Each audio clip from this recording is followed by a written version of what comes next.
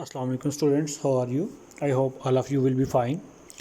Welcome to the new lecture of New Syllabus Mathematics Book 2. We are discussing chapter 1, direct and indirect proportion or inverse proportion. Indirect or inverse, they are the same name. So we are discussing now inverse proportions today. So what is inverse proportion? Definition: increase in one variable causes decrease in other and vice versa. Means if one variable is increasing, then other is decreasing. If one variable is decreasing, then other is increasing. So best practical example of this type of inverse proportion is speed and time. If you have to travel a fixed distance, then speed and time would be inversely proportional. If you increase speed, the travel time would be decreased. So if you increase travel time, obviously speed would be decreased.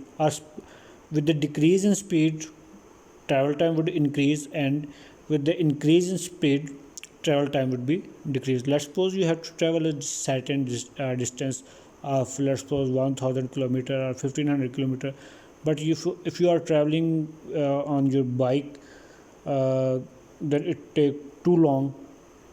If you are traveling on a car, it take an average time. But if you are traveling on a plane, then it will minimize your time. तो आप जो अपनी सवारी जिस तरह बदलते जाएंगे या उसकी स्पीड आपकी जो है वो, फॉर एग्जाम्पल आप ट्रेन से सफ़र कर रहे हैं तो अब ट्रेन की स्पीड जो है वो कुछ और होगी, वो उसके बाद एरोप्लेन की स्पीड कुछ और होगी, कार की स्पीड कुछ और होगी. हर एक की व्हीकल की स्पीड के हिसाब से आपका ट्रैवल टाइम जो है उसमें वेरी करता जाएगा. तो मीन्स जितना आपका ट्रैवल टाइम जो है जितना आप उसको बचाना चाहते हैं, आपको स्पीड उतनी ज़्यादा इंक्रीज़ करनी पड़ेगी. ठीक है, और स्पीड को जितना डिक्रीज़ करेंगे ट्रैवल टाइम आपको उतना बढ़ जाएगा. सो practical example, as I told you, speed and hours. Here I suppose that there is a fixed distance, whatever you think you have to travel. So let's suppose distance is 1000 kilometre आप suppose कर लें, कुछ भी इसको suppose कर लें. तो अगर स्पीड इसकी जो है 1 है, ठीक है, मैंने वैसे 1 किलोमीटर पर आवर की स्पीड यहाँ पे मेंशन की है क्योंकि लेट्स सपोज आप पैदल जा रहे हैं. ठीक है, तो एक फ़िक्स डिस्टेंस पे, ठीक है, तो आपको 16 आवर्स लगते हैं आपको ट्रैवल करने के.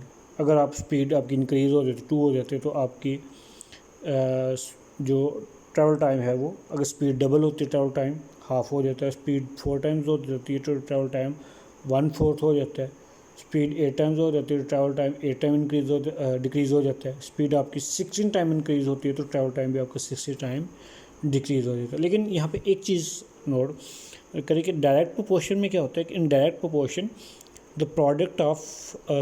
The ratio of direct and dependent and independent variable remains same. Direct proportion में डिपेंडेंट और इंडिपेंडेंट दोनों वेरिएबल्स की रेशियो, अगर डिपेंडेंट वेरिएबल को इंडिपेंडेंट वेरिएबल्स के साथ डिवाइड करें तो उनके रेशियो जो है वो सेम रहती है. लेकिन यहाँ पे क्या होता है कि दोनों वेरिएबल की प्रोडक्ट सेम रहती है. इसमें जितने भी पेयर देख लें कि जहाँ पे स्पीड, किसी भी एक पेयर में स्पीड और टाइम को आप मल्टीप्लाई करें तो उसका प्रोडक्ट जो है वो 16 ही आएगी, वो जो कि कांस्टेंट है. सो इसका ग्राफ इसका इस तरह कर्व शेप में होगा क्योंकि इनिशियली जब इसमें जो है वो, इसमें लेंथ और ब्रेड्थ की मैंने वो ग्राफ बाय चांस दे दी है. ठीक है, सो इसमें स्केल का वो थोड़ा सा कुछ होगी मिस्टेक, उसमें स्पीड को मेंशन किया है इस एग्जांपल में, लेंथ और ब्रेड्थ का. अच्छा, फॉर एग्जांपल लेकिन नंबर्स वही हैं. ठीक है, इसमें ब्रेड्थ को हम ले लेते हैं कि अगर ब्रेड्थ जो है वो 16 है तो लेंथ 1 है, 8 है तो 2 हो गई है, 4 है तो 4 हो गई है, उसके बाद 2 है तो 8 हो गई है. और इस तरह जो एक वेरिएबल डिक्रीज़ होता जाता है दूसरा इंक्रीज़ होता जाता है. Practice no 8. 4 identical taps can fill a tank in 70 minutes. Find the time taken by 7 such taps to fill the tank. Let x taps and y is time. तो अब x को आपने टैप्स शो कर लिया और y आप time, तो x1 आ जाएगा जो टैप्स की फर्स्ट वैल्यू गिवन है, x2 टैप की सेकंड वैल्यू 7, y1 जो इनिशियली मिनट्स दिए गए हैं और y2 जो है वो 7 टैप्स से आपने मिनट्स फाइंड करें। तो इसका फार्मूला चूँकि इसमें जो प्रोडक्ट्स हैं वो पेयर्स जो है वो सेम रहती है, x1 y1 is equal to x2 y2। So substituting this values we will get y1 is equal to 40 minutes, 4 into 70 280 divided by 7 40 minutes means if taps increase from 4 to 7 then minutes would be decreased from 70 to 40। अब इसमें यहाँ पे एक चीज़ note करें कि number of taps increase हुई हैं और टाइम डिक्रीज़ हुआ है। तो इसका होमवर्क असाइनमेंट आप नोट कर लें, इससे रेलिवेंट क्वेश्चन जो आपने करने हैं, ठीक है।